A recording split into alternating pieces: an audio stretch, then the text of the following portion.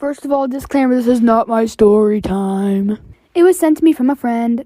Let's just call my friend Sam. Sam has been friends with this girl named, let's just say, Rebecca for about 5 months now. Sam loved hanging out with Rebecca, but then Rebecca told Sam that she has a crush on her. Although Sam is not completely straight, she does not really like that idea. Sam just wanted to keep on being just normal friends with Rebecca. But Sam does not know how to tell Rebecca this news without ruining their really good friendship. Should Sam just keep on ignoring Rebecca, or how should she tell her?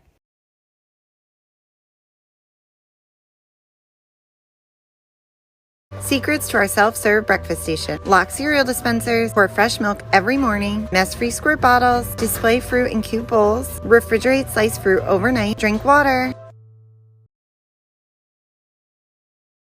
Storytime about why my mom kicked me out when I was 16. So a little background information. This had all started as soon as my dad left my mom and I. I was like 13 around the time. Well, ever since then, my mom would have different guys in and out of the house all the time. Like, we were lucky if a month went by and she was still with the same dude. Which, I mean, I kinda get it because my dad did leave us for a woman that he had started another family with. But at the same time, it was just a whole mess. Anyway, so she had got with this new guy, and we're gonna call him Tyler. And by the way, the dudes that she would date, they would literally live at our house. Anyway, so a week after he moved in, I started getting really close to him, which usually never happens. Usually I would try to keep my distance because I knew how wrong it was of her having all these different guys in the house when I'm only 16. Anyways, every time that my mom would go to work, he would invite me to go see a movie, and he would just be really flirty with me. And he was only 6 years older than me, and my mom was 32. You do the math. Anyways, like for part 2. As a child, whenever I was invited to people's houses, my mom told me it was etiquette to eat the food that they made. She would always tell me to put a considerable amount and eat all of it since it would be rude not to. First, she said I would be wasting food, and second, it would seem as if I didn't enjoy the food, which is mean since a lot of effort was put into making it. I've always followed this rule and thought it was true. If I cooked a buttload of food and no one ate it, I'd be heartbroken. My boyfriend of 7 months invited me to his family's Christmas dinner. I've met his parents very briefly, but nothing too formal. Anyway, we get to the food and I was pretty hungry and everything looked really amazing. I made sure to fill my plate, but not overfill, just equal amounts of everything on the table. I ate it all and to be honest, was pretty stuffed. His mother then asked me if I wanted seconds. There was still a lot of food on the table. I took her up on the offer and put a bit more of the pasta salad. My boyfriend gave me a strange look, but I thought nothing of it at the time. Dessert comes and I chose to eat a slice of cheesecake. We then had coffee, all sitting around the fire and telling funny stories. Everyone seemed like in a very good mood and everything was great. After everything, I was honestly so happy because I was worried about dinner and meeting his parents, but I thought that everything went well. We left his parents' house in separate cars as I came directly from my parents' house to him. We reached my apartment and I can tell he's totally pissed off. I asked him what was wrong and he just In over a dozen cases that have been ruled as suspicious drownings, a smiley face has been found near the body. The smiley face killer has been somewhat of a theory for a while, from 1997 all the way up to 2017. 45 bodies of college-age males have been found in 11 states, all in bodies of water.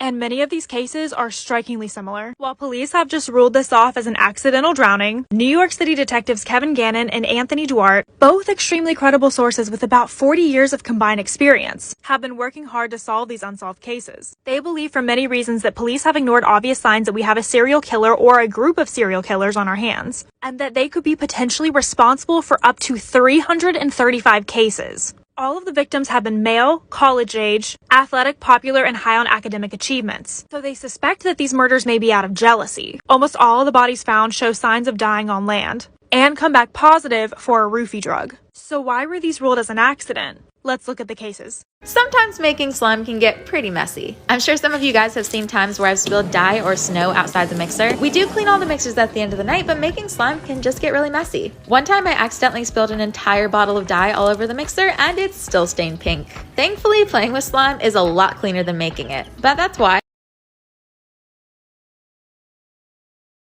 I literally want to cry. So if you didn't know, I have a sister and her name's Ashley. And we both have boyfriends.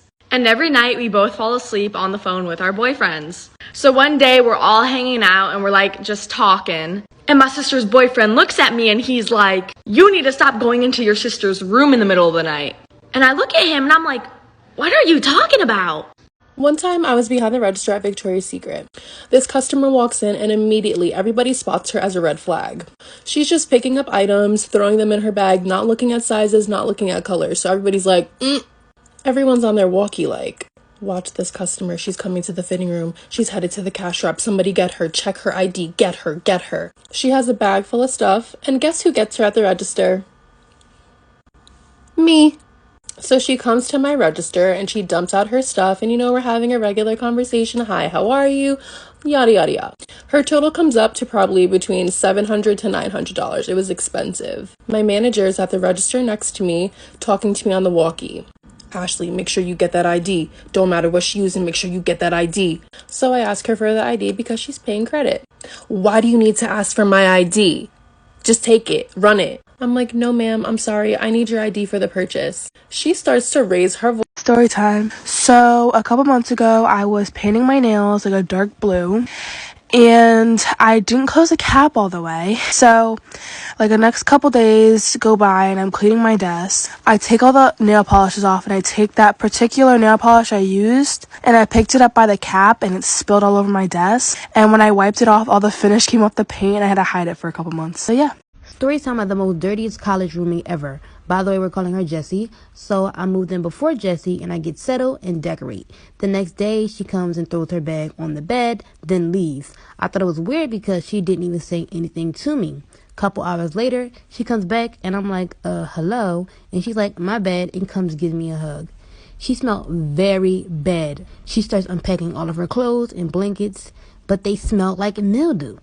Anyways, a week later, there's this party going on for freshmen, and she goes, but I stay in because I had a migraine. I told her that when she comes back, can she keep the light off? Now it's 2 a.m., and she comes back in very loud, uses the bathroom, then goes to sleep. And now I'm up, so I got up to use the bathroom too. When I sit down on the toilet, I feel something very squishy. It was dark because, like I said, I had a migraine. I get up, turn the light on, and I was sitting in her shit. Part 2 will be up soon.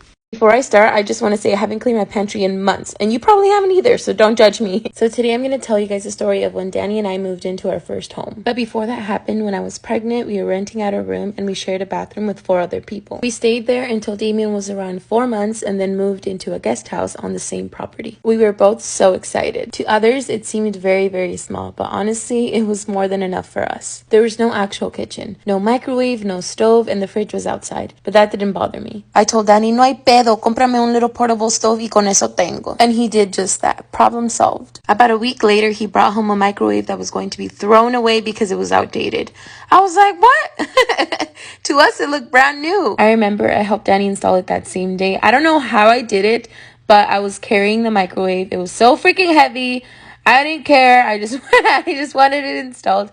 But we did it together, and it was actually pretty fun. Another thing is we didn't really have a lot of cabinets to put our food in. So one day he came home with a huge kitchen cabinet that was given to him at work. And I was like, oh, heck yeah, this is perfect. Although I didn't have the biggest kitchen or the nicest appliances, I was happy. Genuinely happy. Most of my pans, pots, and knives were given to me by an aunt whom I love very, very much. Actually, when we first moved in together, we got our first set of plates from Goodwill. It's the blue plates that I always have in my videos. I am never letting go of those. I don't care how many people tell me that they don't really match with the rest of my stuff. A mí me vale madres. They're mine and not yours. A lot of things were given to us for free by people who will forever hold a special place in my heart. Sometimes when people would come visit us, they would look around and say, this is where you cook? And I'd probably say, yes. This is where the magic happens. Never once did we complain. We were blessed to have a roof over our heads and food on our table every single night. Although it would get really tough at times, I would always tell Danny, we will get through this together. And we did, and we will continue to do so. As I'm cleaning this pantry, I can't help but think about where we started. Although we're far from where we want to be, we've definitely come a long way. When we moved into this apartment,